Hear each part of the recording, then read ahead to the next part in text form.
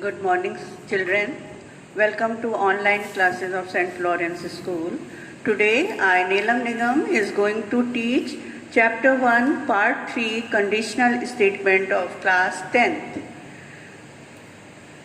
In Java, conditional statements are specific statements that allow us to check a condition and execute certain parts of code depending on whether the condition is true or false. Conditional statements in Java are if else, if ladder, nested if, conditional operator, that you can also tell ternary operator, and switch case. If only one statement is to be executed depending upon a condition, giving braces is optional. Okay, now see a program. Here, write a program to input year and check whether it is a leap year, a century leap year, a century year, but not a leap year. So how you will solve it?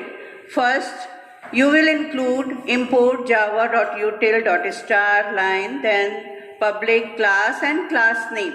Then after public static void main string args, then include the scanner line. Scanner in is an object of scanner equal to new scanner system.in.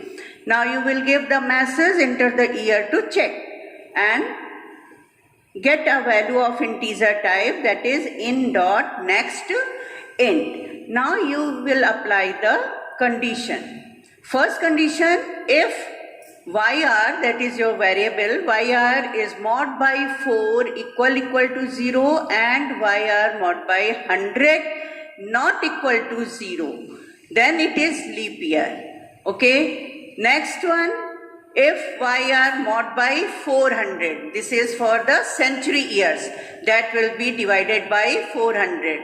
So that is century year with leap year.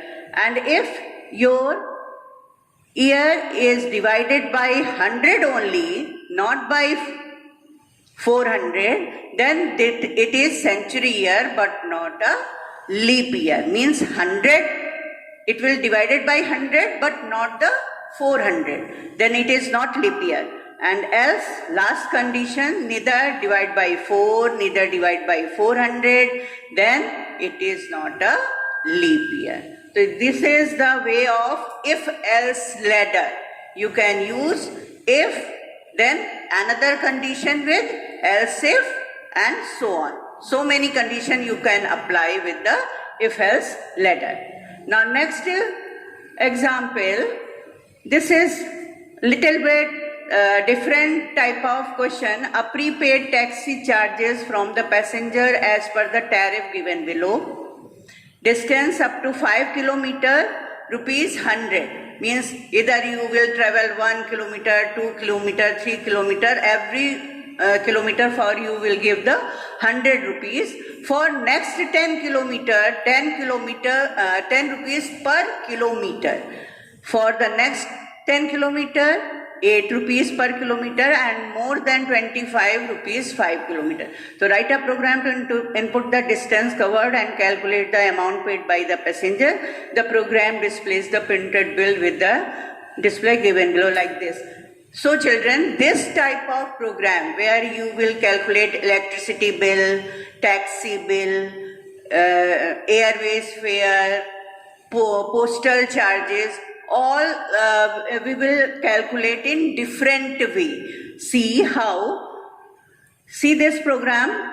First you import java.util.star, then class name, then public static void main, then scanner line, then enter the taxi number and take the string type variable for taking the taxi number, then enter the distance traveled by the passenger, and that you will take as an integer type, int dist equal to new in.next int, and one variable for fare calculation.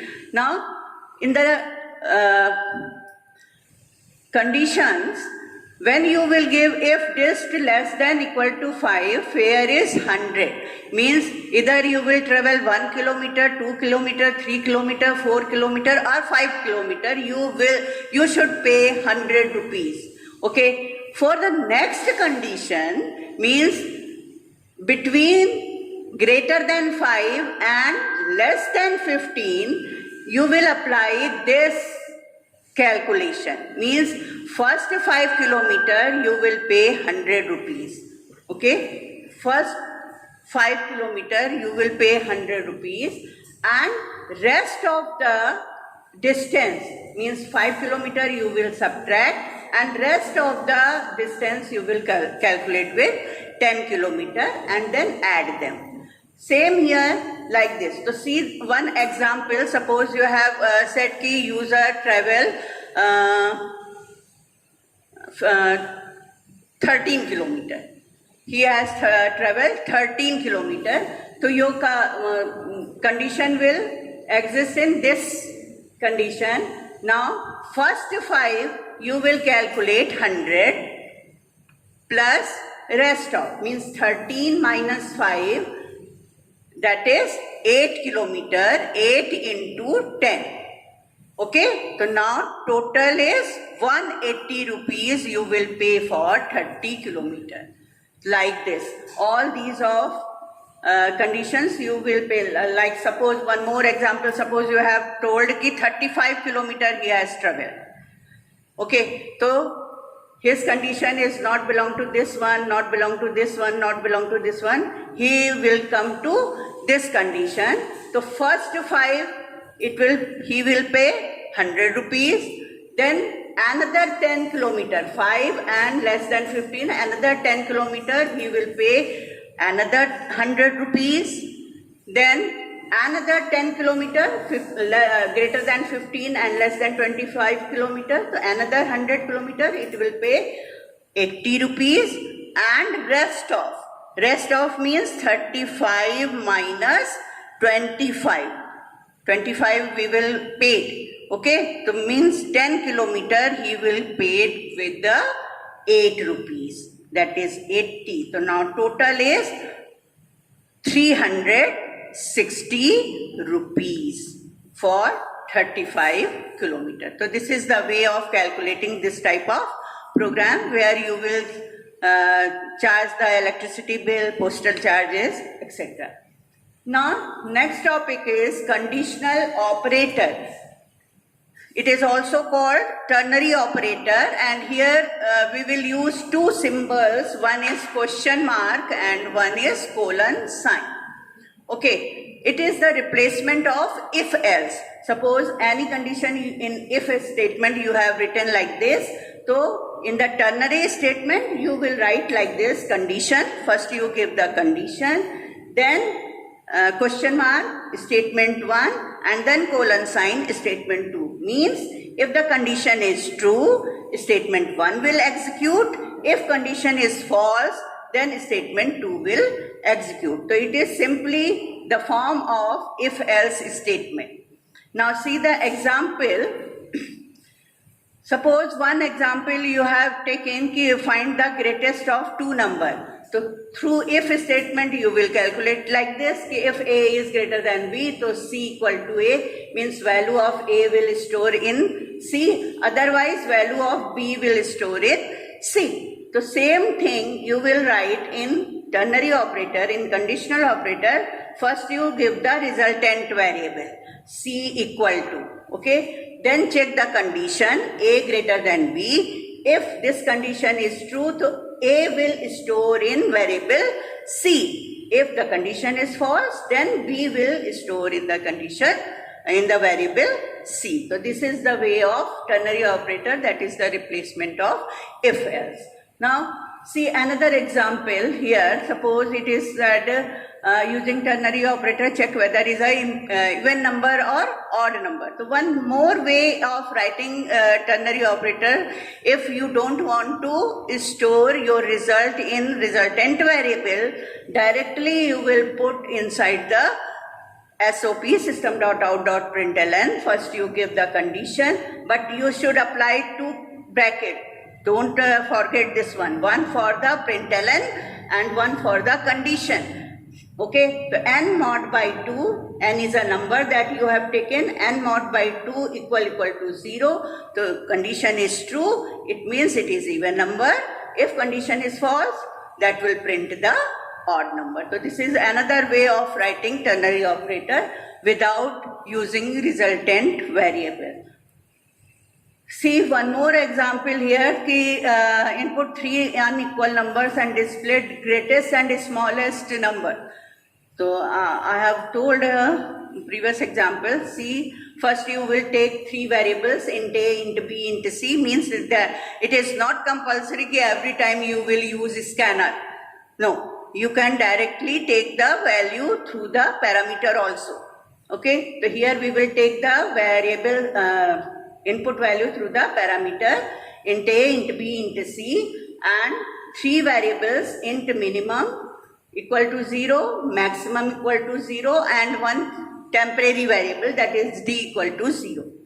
Now you check the first condition through the ternary operator.